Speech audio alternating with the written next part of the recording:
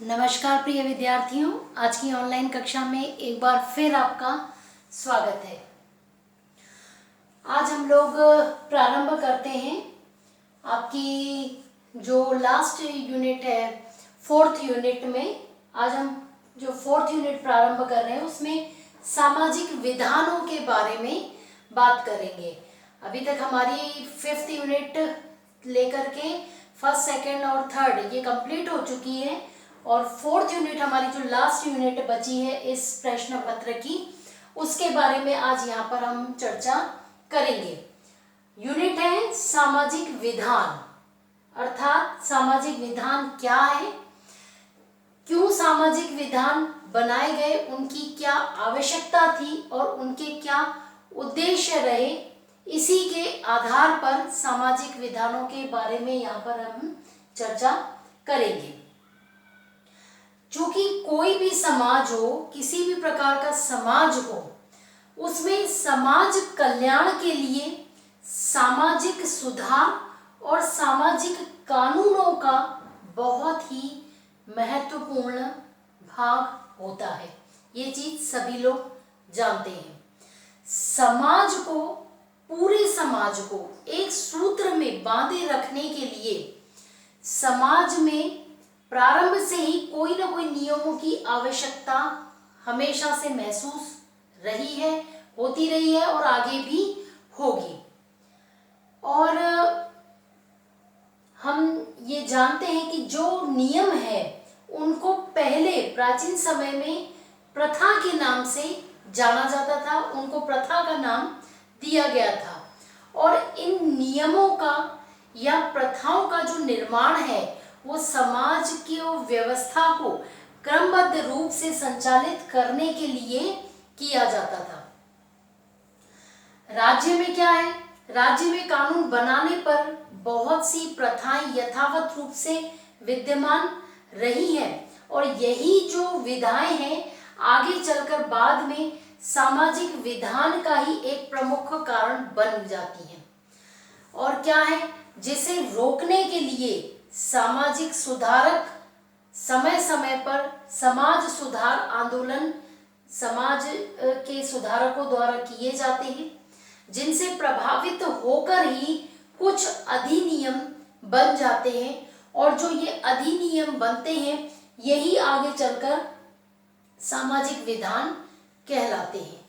ठीक है, तो इन सामाजिक विधानों का मुख्य उद्देश्य क्या है? इन सामाजिक विधानों का मुख्य उद्देश्य समाज में व्याप्त जो कुरीतियां हैं उन पर रोक लगाना और उन विधानों के आधार पर उन पर प्रतिबंध लगाना और समाज कल्याण करना, ये इन सामाजिक विधानों का मुख्य उद्देश्य होता है।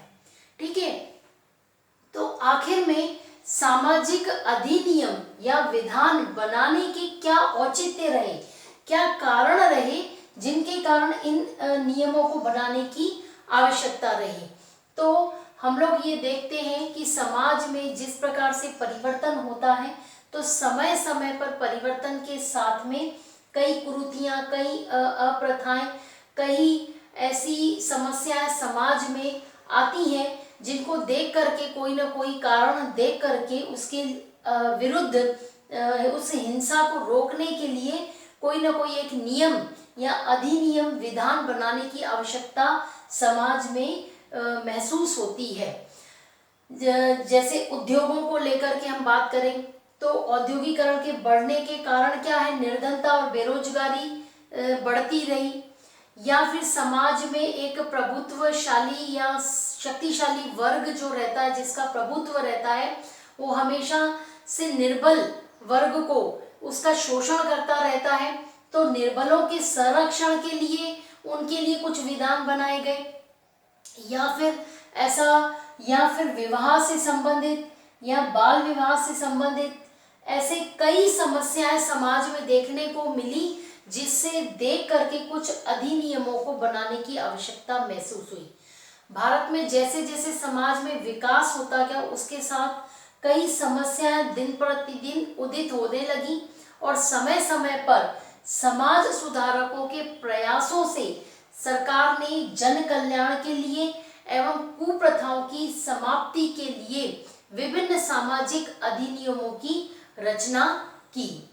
ठीक है, तो इसी अधिनियमों के अंतर्गत पहला अधिनियम बनाया गया सती प्रथा निषेध अधिनियम। ये उस समय जो कुरीतियां थी कि पति के मरने के बाद में जो स्त्री थी वह भी अपने आप को अग्नि में झोंक देती थी, ऐसे नियमों के ऐसी कुप्रथाओं को रोकने के लिए अधिनियम बनाए 1829 में। फिर आगे चल के हिंदू विधवा विवाह पुनर्विवाह अधिनियम बनाया गया 1856 कि यदि मान लीजिए समाज में कोई स्त्री विधवा हो जाती है तो उस विधवा स्त्री का पुनः विवाह क्यों न किया जाए, इससे संबंधित अधिनियम बने।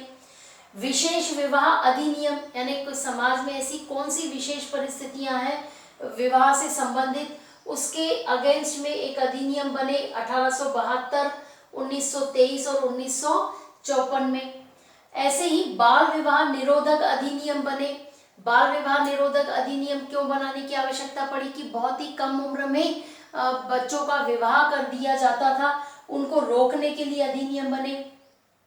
देश में छुआछूत की परंपराओं को, उसके प्रति अपराधों को रोकने के लिए अस्पृश्यता अपराध अधिनियम 1955 में बनाए गए। हिंदू विवाह और उससे संबंधित तलाकों की अधिनियम बनाए गए 1955 में। फिर आगे हिंदू उत्तराधिकार अधिनियम 1956 में। इस प्रकार से कई अधिनियमों की संरचना हमारे सामाजिक विधानों के अंतर्गत की गई। ठीक है, तो आज हमने यहाँ पर कुछ अधिनियमों के जानकारी यहाँ पर हमने प्राप्त की और इसके विस्तृत रूप से जानकारी अगली कक्षाओं में हम एक एक अधिनियम को लेकर के देंगे। आज के लिए इतना ही, धन्यवाद।